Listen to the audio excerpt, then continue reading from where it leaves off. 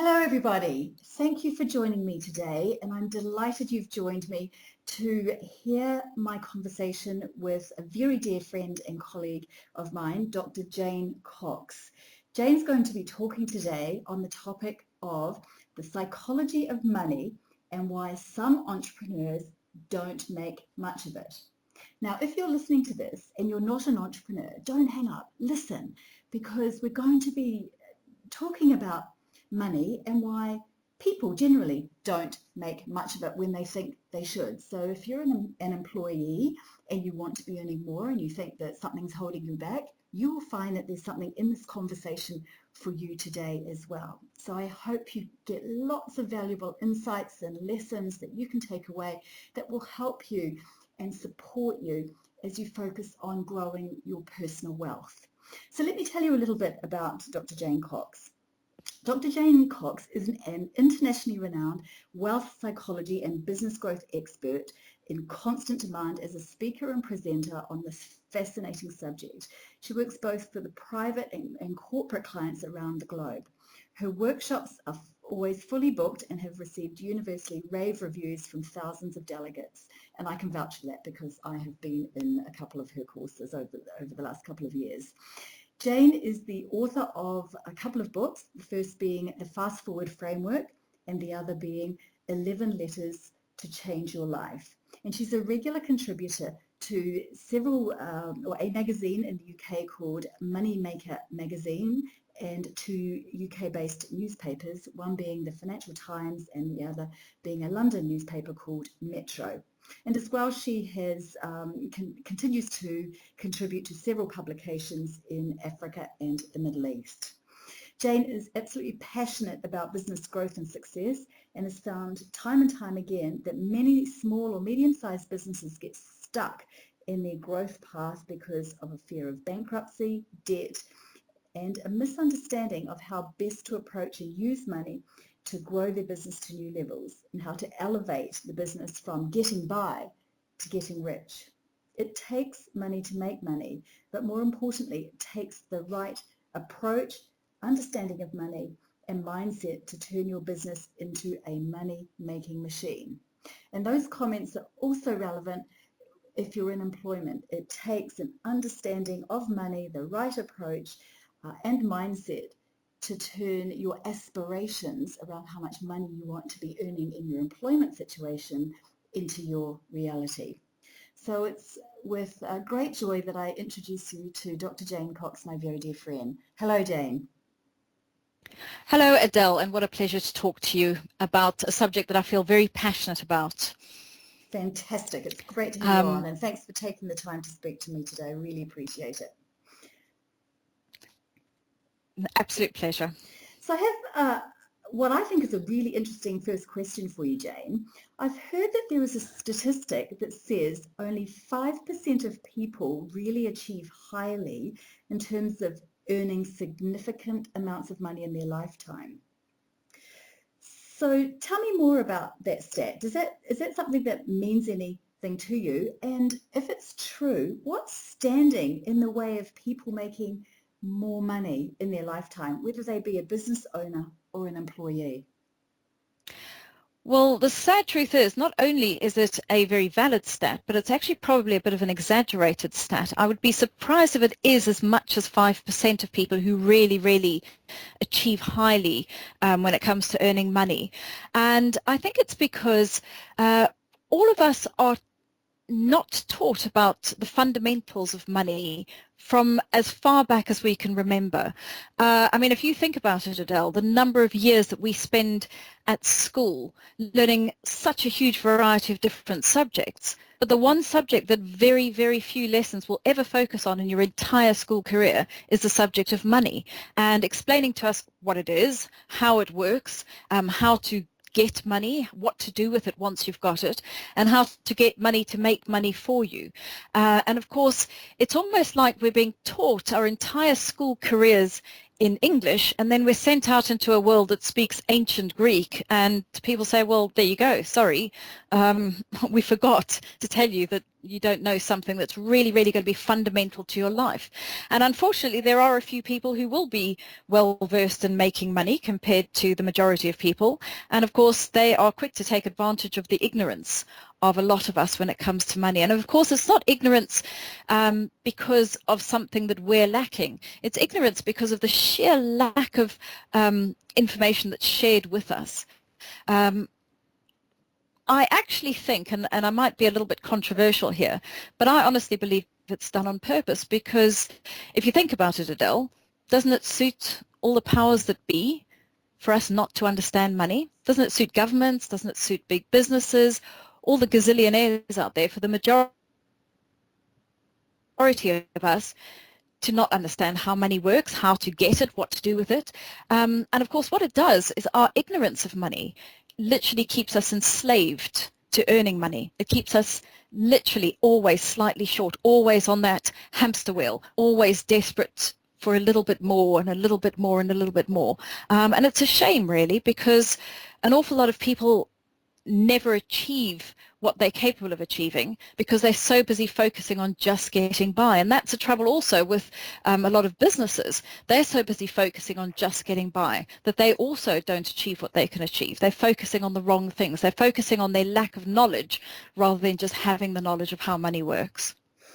It's fascinating. And certainly when I was growing up, money was never something one spoke about. You never found out how much your parents were earning. You never asked anybody how much they were earning. It was a dirty word. And so it creates emotional responses to money. So what are some of the emotional responses that people have around this concept of money? Well, it's funny that you say that, because it always makes me laugh. As a psychologist in the 21st century, it fascinates me that, especially when you're doing relationship counseling of any sort, usually the nub of a problem will boil down to either sex or money. And people tend to be quite freely talking about their sex lives, but don't ask them what they earn. It's like the last no-go area that we have. And it's ridiculous, because if you think about it, we're all playing the same game every single day. Whatever it is you do for a living, all you're doing every day is you're using your knowledge, your time, your skills, your abilities to generate a pot of money into your life. And actually, the only difference between any of us is some of us generate a bigger pot of money and some of us generate a smaller pot of money. But we're all playing the same game, and yet we're doing it on the quiet. And because we've got this weird secrecy around money, you're completely right about the emotional relationship that we have with it. Honestly, if I was to give you the biggest problems when it comes to people and money, the biggest problem is fear of money, and the second biggest problem is greed and wanting too much money. And there's so many other things as well. There's doubt about whether people can do it. We're brought up with this whole don't be greedy attitude. Money doesn't grow on trees. It's the root of all evil. Life is supposed to be this hard work struggle. No, it's not. Life is supposed to be something in which we can achieve things that make us proud and that we can really contribute back to the world that we live in. And most of us never get that opportunity because we're so entangled with this ridiculously emotional relationship we have with money. And it would be great if those emotions were positive emotions, but unfortunately, very often they're not. They're very negative emotions. And that really, really does form a stumbling block for most people. So essentially what you're saying is that for many, if not all of us, our beliefs around money are formed as children. And negatively because of all these connotations. I'll never be rich. Money doesn't grow on trees. Like you say, you have to make money you have to have money to make money, etc., etc.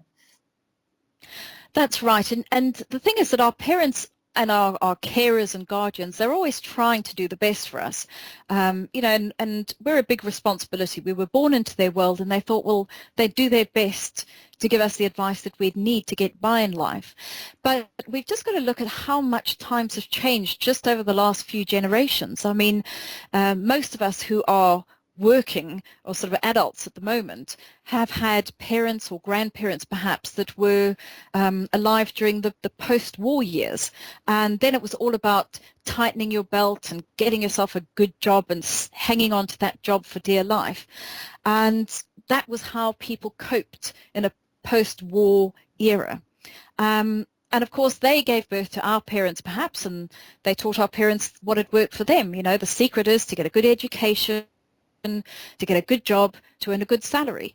And if our parents had us, and they taught us exactly the same thing: get a good education, to get a good job, to earn a good salary. But unfortunately, it doesn't work like that anymore.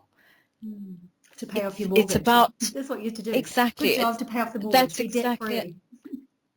If you think about it, it was a huge, big thing to change careers, you know, just a generation or two ago. If you were the type of person who changed jobs 2 or 3 times in your life, people looked at you like you were a bit flaky. These days, we don't just change jobs 2 or 3 times in our life, we change careers 2 or 3 times in our life. And that's because we can, because the whole landscape of business has changed so much. And yet we're still hanging on to these old-fashioned money values that come from an era that's gone.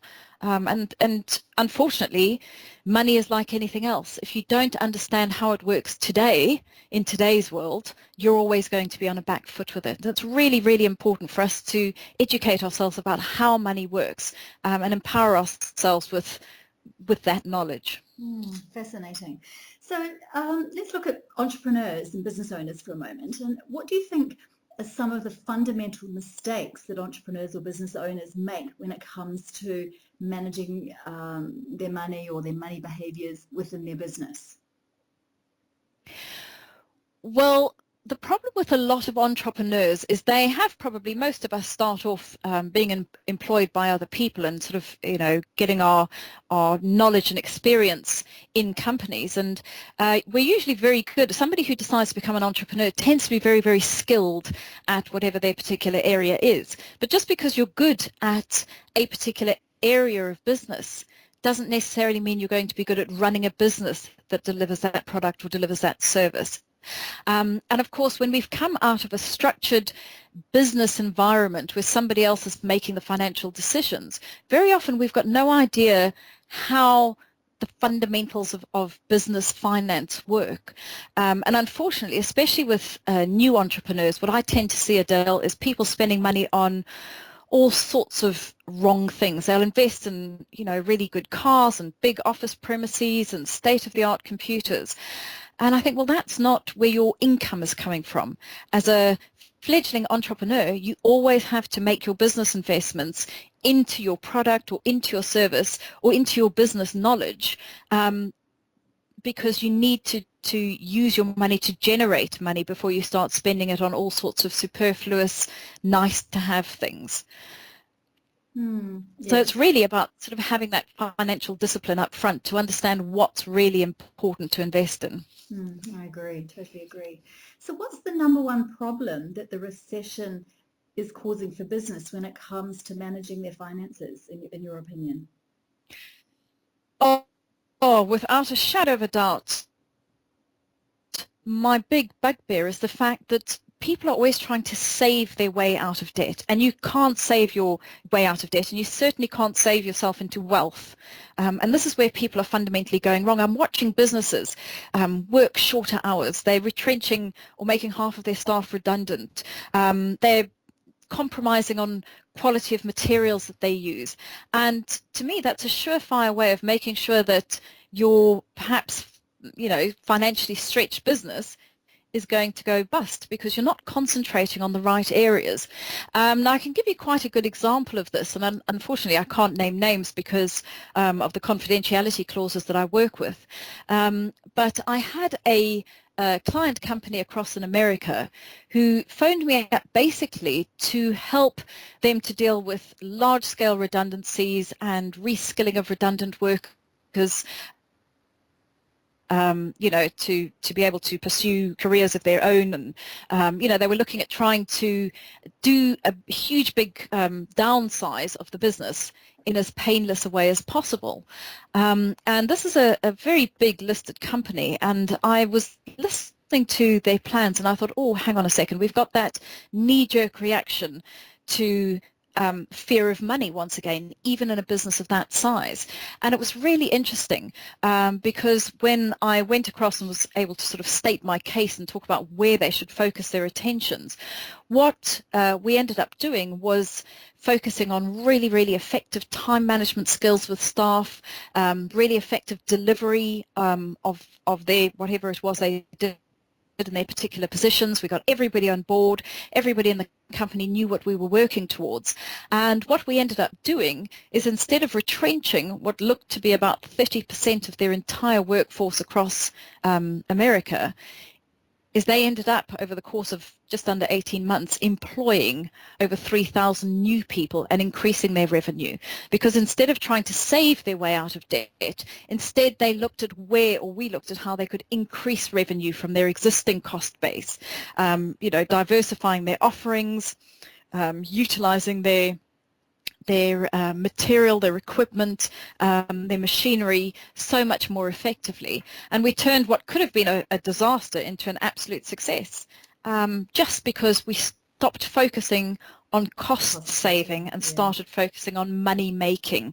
And that's a fundamental problem that's come about, especially with this recession, where companies have looked and seen what other companies are doing and thought, okay, the way to do this is to panic and tighten the belt. And that, of course, is not necessarily the way to go forward. Oh, indeed. Well, there are only two ways in which you can grow your profit. It's either grow your revenue and or reduce your expenses. And you can only reduce your expenses to a certain amount before you start damaging the company. And so well done. Exactly. Well done on that. And clearly you also looked at operational efficiency of the staff as well, and more engagement if they all understood what had to be achieved in order to save their jobs. And so perhaps a lot more leadership was demonstrated in that. Exactly. And in situation. fact, in that particular company, the staff were the people who actually felt the biggest rewards from that, because they ended up working a shorter houred day for a full-time salary.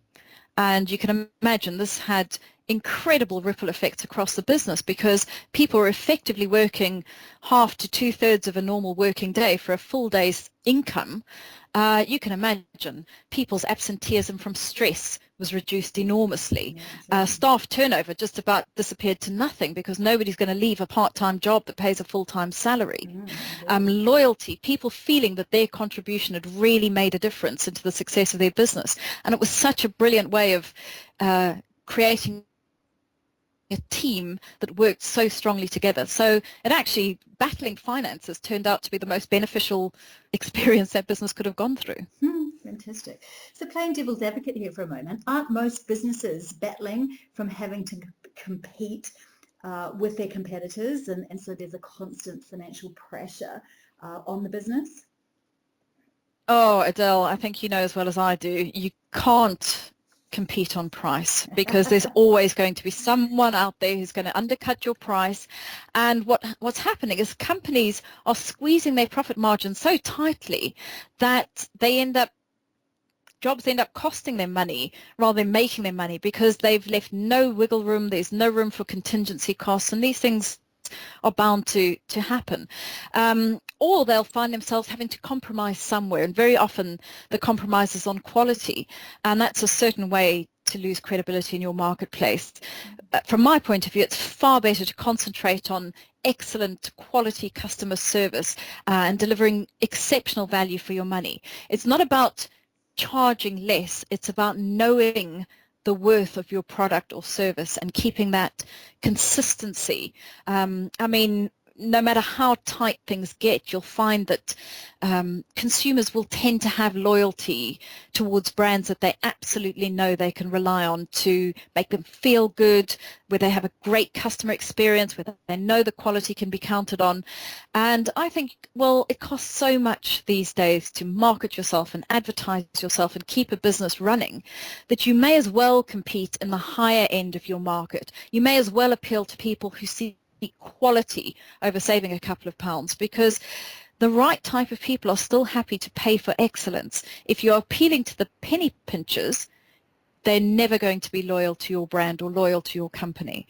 And So you're effectively doing yourself a huge disservice. It's about valuing your worth and pushing the value forward rather than cutting your prices. Oh, indeed. And I was being a devil's advocate and asking that question, because what I talk about with all my clients is the value proposition, compete on value.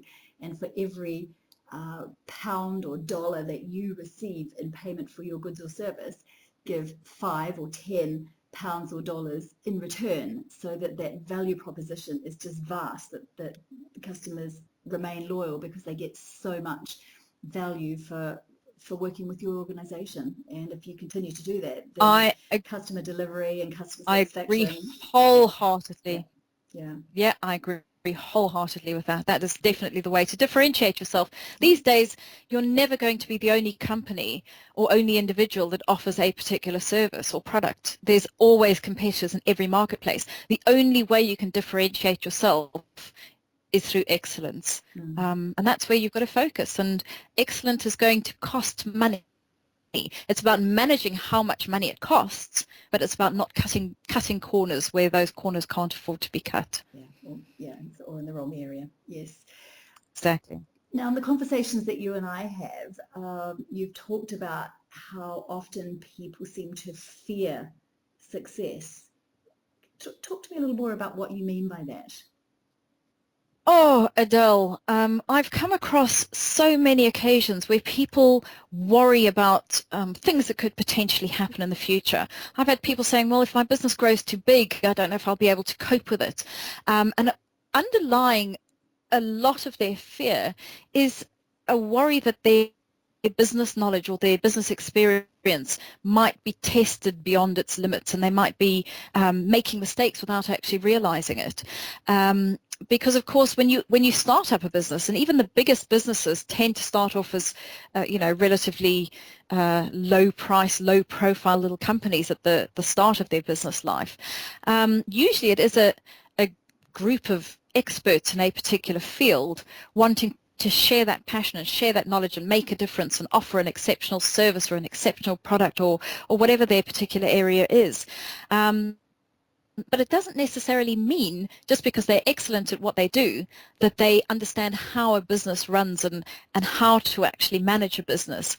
And so it's a little bit of a juggling act. Your business growth does need to be carefully and sensibly managed, but to run that business effectively, you can't be afraid of investing in the right type of knowledge and getting the right consultants or mentors on board to get them to the point where they feel that they're in control of their business rather than being a slave to that business. Entrepreneurs often get stuck in that working for a living and working longer hours than they ever work for any employer. And I think, well, you've just now captured yourself inside of your business. Your business is supposed to be your asset. You're not supposed to be your business's asset. And I think the thing is that when we are brave enough to invest in the right areas of growth, and by that I mean investing the money, investing the time, investing the passion to grow your business properly, that's actually what we want, because that's the key to being able to bring in some really expert employees in different areas, because you can now afford to bring them in and they can take over running some of the areas that you might prefer to step away from. And as long as you understand how each area of your business works, it's getting in those experts that turns companies like Virgin or Apple into absolute global giants. And that allows the business masterminds behind those giants to be able to actually reap the rewards of the businesses they've created. So it's about not fearing growth. It's about understanding how to manage that growth and where to sort of invest your time and effort and energy and money.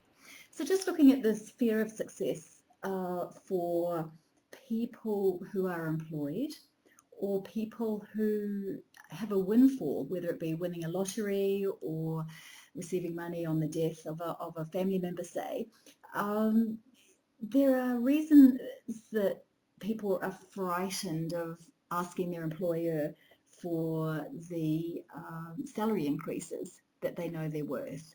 There are reasons why people that have had a windfall gain in receiving money, like a lottery win, are just as broke a few years later than or worse off than they were before they got the money. Is that around fear of success, some of these issues as well? To a certain extent it is, but that also boils down to what we spoke about right at the beginning of this chat, Adele, where people just don't know how money works. They might now have money, but because they haven't got the experience of money working, they just don't know what to do with it.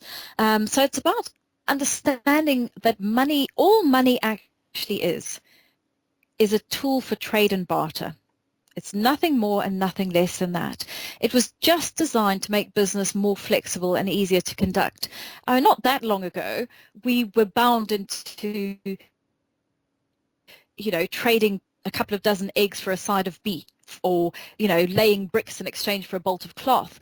And what money did was it gave us the ability to decide what we actually wanted in exchange for our goods or services, and also when we wanted them. So we could start thinking longer term. We could have a method of exchange that we could use at our convenience. So if we just remember that that's what money is, it's a tool, and it's actually the most powerful tool in our entire toolbox. So it shouldn't be something that we worry about and panic about all the time. We should actually be celebrating what money can do for us. It is literally business in action if it's used properly, and it buys you so many options. And it's important to remember also that most of us are brought up on a scarcity mentality. There's never enough. And for a lot of families, that is the case. There never has quite been enough. But the fact of the matter is, there is plenty of money in this world of us. If we took all the money on the planet, we gave every government enough money to run their countries properly, and we divided the rest of the money amongst the 8 billion of us on this planet, every single one of us would have more than £1 million in our bank accounts. Scary, isn't There's it? enough. There is enough. So it's about not worrying about there not being enough. It's about knowing that there's plenty out there. How are you going to bring that money into your life? And why not you? Why would you not be able to do it? But other people can do it. Anybody can do it. And I'm sure, Adele, all of us have had the experience of doing business with somebody or encountering somebody on a personal level where you look at the amount of money that they make and the amount of financial success they seem to benefit from, and you think, well, how do they do that? They don't know more than me. They're not better than I am. Why can some people make money and some people don't? And it's just about embracing and understanding the how-to part of the equation, how to make it, how to keep it, and what to do with it once you've got it. So have you got a couple of ideas or ways in which people can alter their current mindset around money such that they do get more of that money into their pocket? Well, I think it's a really good idea to sit down and do a realistic sort of stock take of where you are in your life at the moment. How much money have you got available? Where might it be buried away? Very often people might have employee pension funds that they've contributed to, or little investments that they've made at different stages in their life. And it's about kind of pulling all of these different things together and seeing how much money you've actually got, pulling all of your debts together and seeing how much you actually owe, and figuring out what happens if you don't make a change.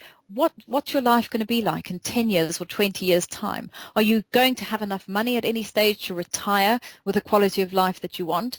And if the answer is no to that, making a decision on how you're going to make the change that needs to be made financially. And very often, apart from a lack of knowledge, there tends to be a bit of lethargy when it comes to money, which fascinates me. I'll hear people saying, well, Jane, there's nothing I wouldn't do for my family. I love my family more than life itself, or my friends, or, and any of us, especially those of us who have children, know that any of us would probably leap in front of speeding bullets if it was going to save our children's lives. And people are always talking about what they are prepared to do for the people that they love. But the fact of the matter is, most of them are too lethargic to get on with actually doing something something really constructive that will have the domino effect of making sure that there's financial freedom, not just for themselves, but for all the people that are most important to you. So it's about kind of remembering who else will benefit from you making a real financial success out of your life.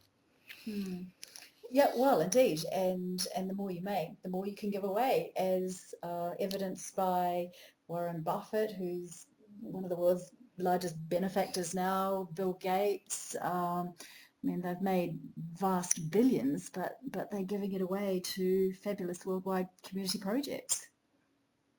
Oh, you know what? I'm a great believer in the fact that money, when you've got a lot of money, all it does is it exacerbates the person that you naturally are. So if you are one of these hoarders that, you know, kind of selfishly holds everything to themselves, well, you know what? People will just notice it more because they'll realize there's more money in the bank.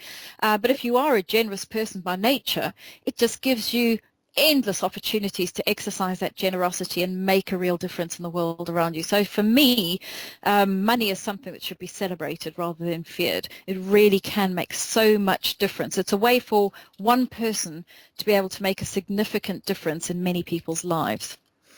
Now, I'm going to ask you a random question here that you and I haven't discussed in the past, and it's just occurred to me, and in listening to you, it reminded me of the things I was involved in the past. And it's really, have you noticed in your experience that between men and women, they have different beliefs or limiting beliefs perhaps around money? Because the reason I asked the question, back in New Zealand when I was a governor of a number of not-for-profit organisations, I came in with a very heavy hand around change management, needing to make the organisations a lot more profitable for the community that they serve, the beneficiaries.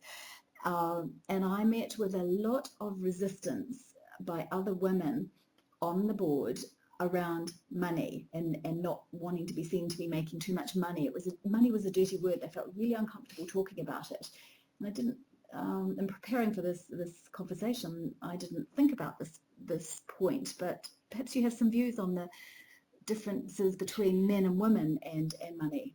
Oh, absolute differences are absolutely enormous. And I think it's sort of historical as well, going back to that, how have we been brought up?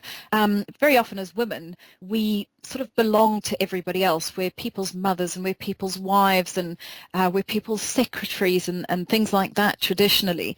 So kind of everything that we do belongs to everybody else.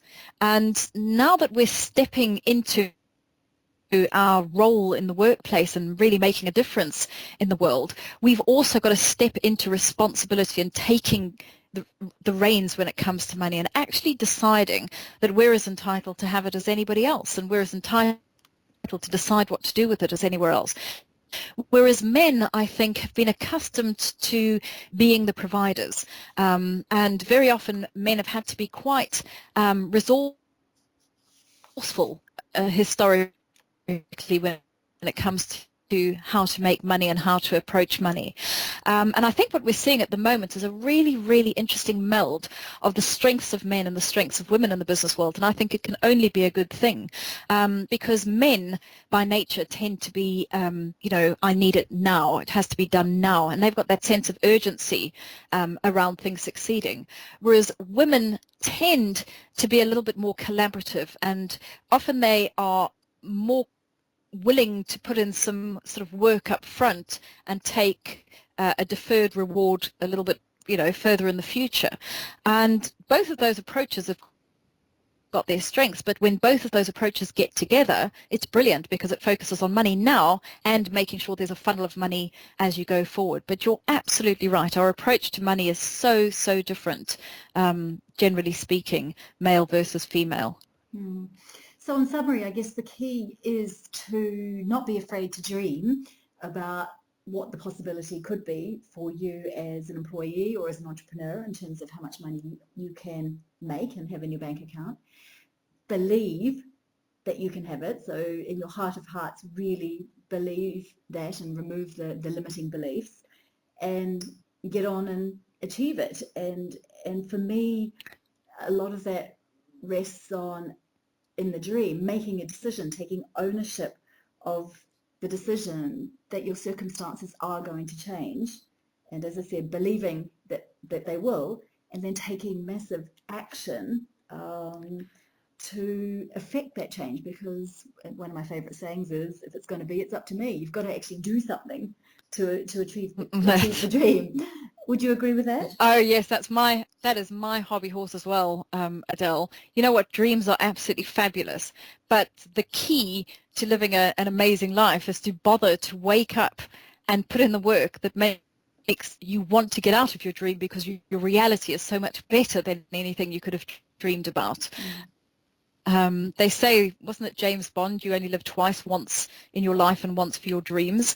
Well, let's turn our life into our dream life, and then we've got the best of both worlds. But as you say, without the action, they remain dreams. Yeah. So it is about taking that action and taking hold of that belief, and just knowing you've got it within you to make a real success of yourself, and that you are allowed to make money from that success. And that you will make mistakes along the way. Things will go wrong. It won't be perfect, even though you have the dream and the belief. Things will go wrong, and sometimes you need to redefine the dream, reevaluate, and then get back to the business of actioning and doing the work.